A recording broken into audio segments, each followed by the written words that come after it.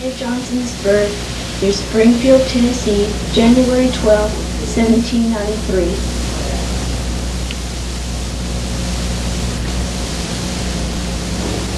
What a wonderful way to start our 1793. New year and new sun.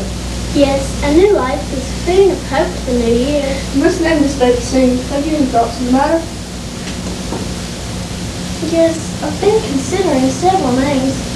The one I like best belongs to a man whom we both admire and respect. What is this man? Cave, after our fine and dedicated preacher.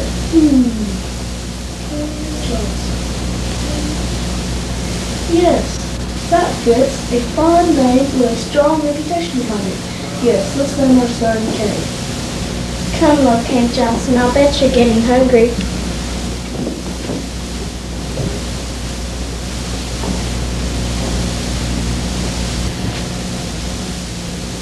As the years passed and young Cave became of school age, he was sent to the academy about 2 months of that day was at a private school, so Cave Johnson was fortunate indeed that his father had the money to pay for his education. He briefly attended another academy before being sent to Cumberland College in Nashville. Cave Johnson was a leader early in life, as you will see from this scene in Cumberland College in 1811.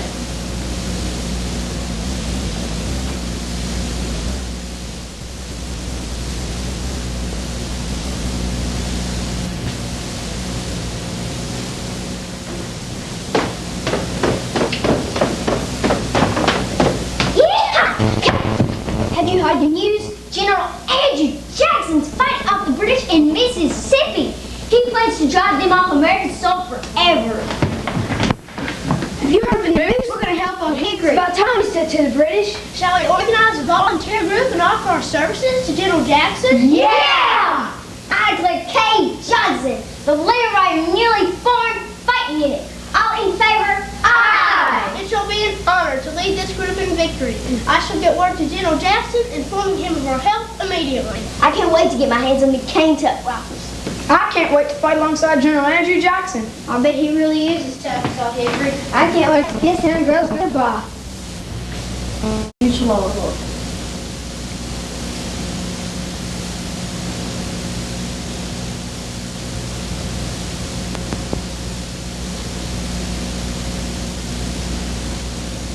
Sir, I am convinced that the study of law is the right choice for me. Yes, Cave, you should promise to be very fine.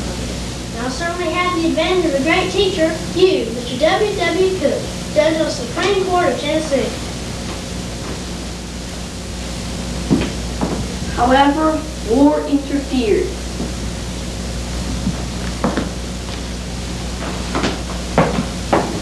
I have a message from Mr. Cave Johnson. I am Cave Johnson.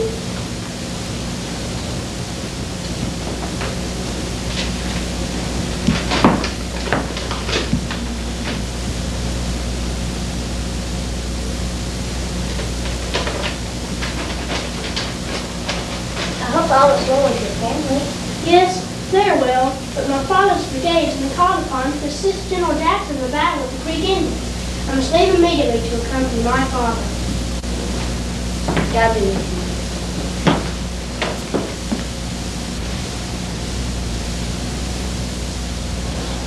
After peace was made with the Indians more than a year later, Cave Johnson returned to the study of law.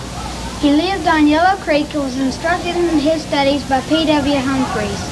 However, spring was in the air and young Cave had more on his mind than his law studies.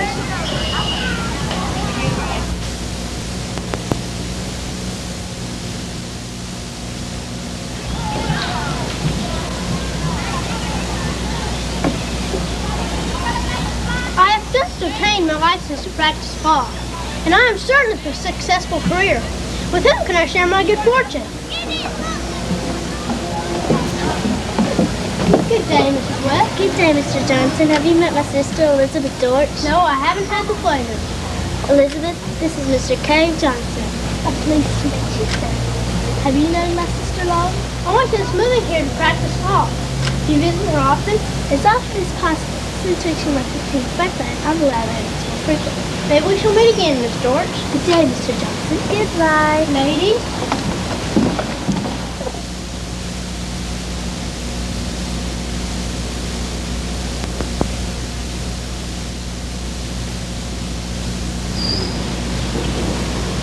Although Cave tried to court Elizabeth Dortch many times after this meeting, he was very promptly rejected.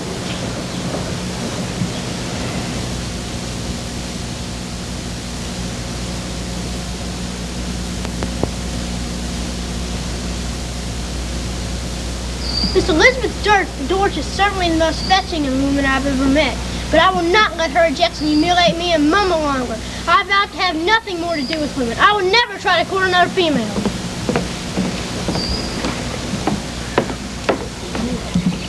Cave stuck to this promise for more than 20 years. He gave up women completely and dedicated himself to his profession. In 1817, Cave was elected to his first political post, Attorney General at the legislature in Knoxville.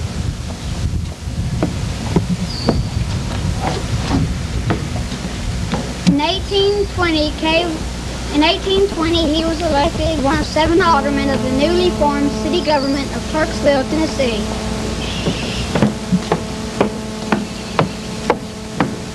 In 1828, 1832, and 1835.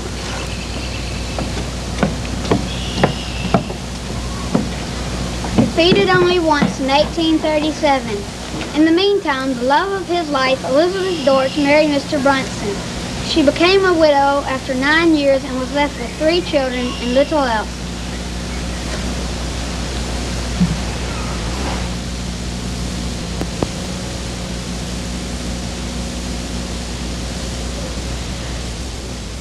Cave Johnson's study.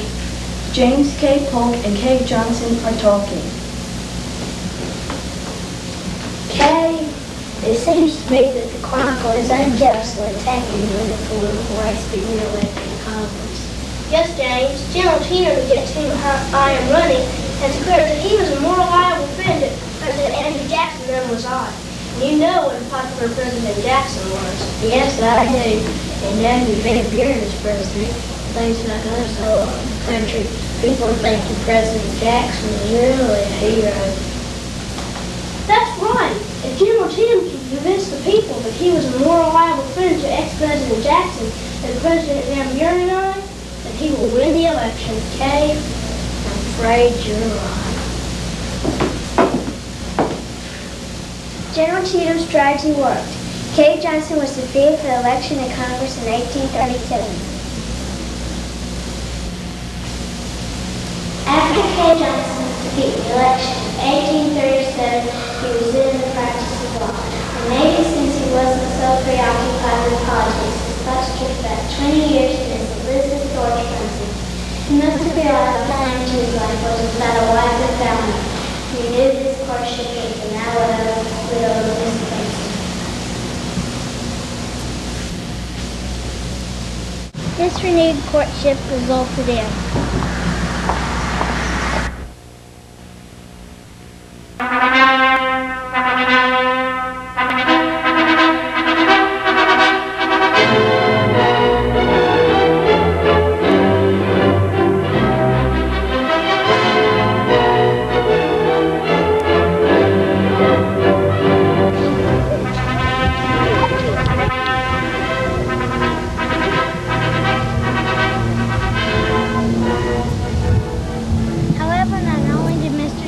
get a wife. He also acquired a ready-made family.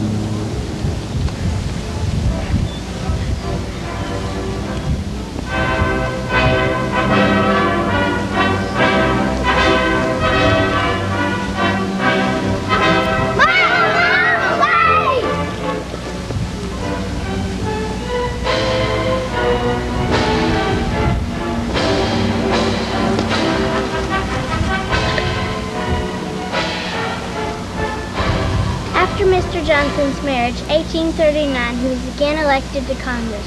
He was re-elected in 1841.